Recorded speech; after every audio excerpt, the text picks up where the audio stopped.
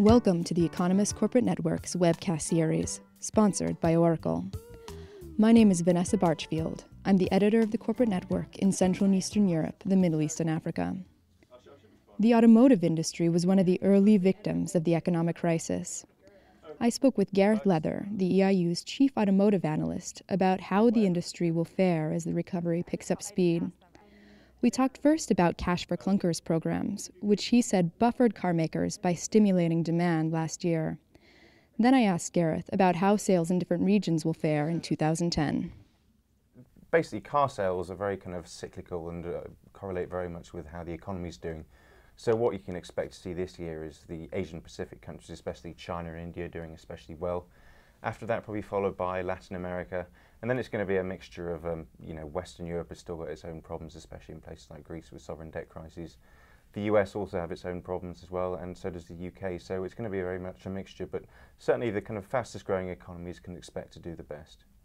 GM recently announced that they're no longer going to produce their Hummer. Do you see a long-lasting move towards smaller, more efficient cars? Oh, very much so. The GM announced this just before it went into bankruptcy last year. And basically part of the reason is that GM is now partly owned by the US government and doesn't want to be seen to be producing these big fuel-inefficient vehicles. And so that was one of the reasons why they dropped the Hummer. In addition, you're going to see stricter fuel economy standards as well. So you're going to see a kind of big shift towards smaller cars, not only in the US, but also in the emerging markets, where consumers are going to look for the cheapest, most economical vehicle, which is typically going to be a smaller car. Okay. Electric vehicles and hydrogen fuel cells are often touted as the next big thing. Do you think that this is just a passing fad, or are they really here to stay? No, I think this is definitely, they are here to stay. I think governments recognise now that the way things are going at the moment with their commitments to reduce CO2 emissions and so on, and also the fact that big emerging countries are also seeing their passenger car sales grow very quickly, is that the kind of status quo, as it were, is no longer sustainable. I think the question is at the moment which of the two technologies is going to win out, and at the moment it's very uncertain. So as a result, you're seeing car companies investing both in hydrogen fuel cell cars and also electric vehicles. I think the big problem for electric vehicles from the environmental point of view is that they still obviously damage the environment in that they have to consume electricity to run, whereas fuel cells don't have that problem. There was a lot of talk over the past decade about the failure of US automakers to evolve and make more efficient cars. Can you see emerging market car makers leading the way? I think it's possible. I don't know about leading the way, but again, as I mentioned, if you look at places like China, their kind of current growth path is unsustainable. At the moment, there's maybe kind of 20, 30 cars per 1,000 population, whereas in the US it's something like 600. If the average Chinese was going to live like the average American, then clearly this isn't sustainable.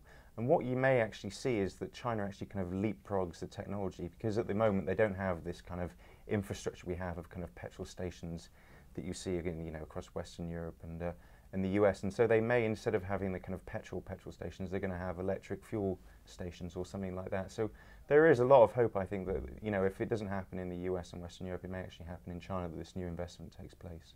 Looking to our region, several markets like Slovakia and the Czech Republic were pretty battered by the car industry's woes.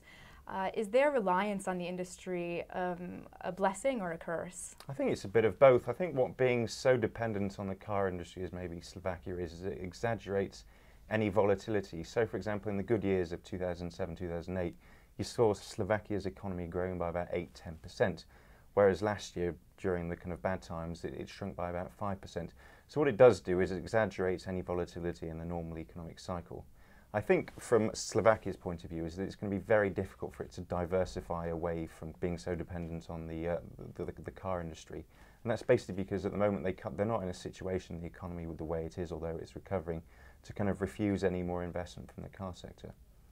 Before the crisis, many companies that are producing in Central and Eastern Europe were talking about moving higher value-added processes like research and development to the region. Are those plans now on hold, or are they still going ahead with those plans? I think they're probably going ahead, but more gradually. I think the problem that Slovakia in particular has is that it doesn't really have the kind of infrastructure that these car companies are looking for. So for example, if you look at the education system there, they're probably not producing enough engineers that they need.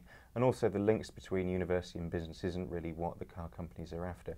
I think the Czech Republic and Hungary are doing slightly better in this regard, but it's going to be a kind of gradual process before the kind of real top-end R&D relocates to these areas rather than just the manufacturing, because in many cases, it's still quite expensive to employ engineers in these countries, and also as well that because there are so few engineers compared to the number of actually people who make the cars and the assembly lines as well, that labour cost isn't as big a factor. Renault has come under increasing pressure to move production of small cars from Turkey back to France. Do you expect the car industry in Central and Eastern Europe to be hit by protectionism in Western Europe? I think it's very unlikely. That these calls were made just before regional elections in France, where President Sarkozy was obviously trying to increase his support. And although the French government still owns part of Renault, it's still very much seen as a private company whose main aim is to make profits.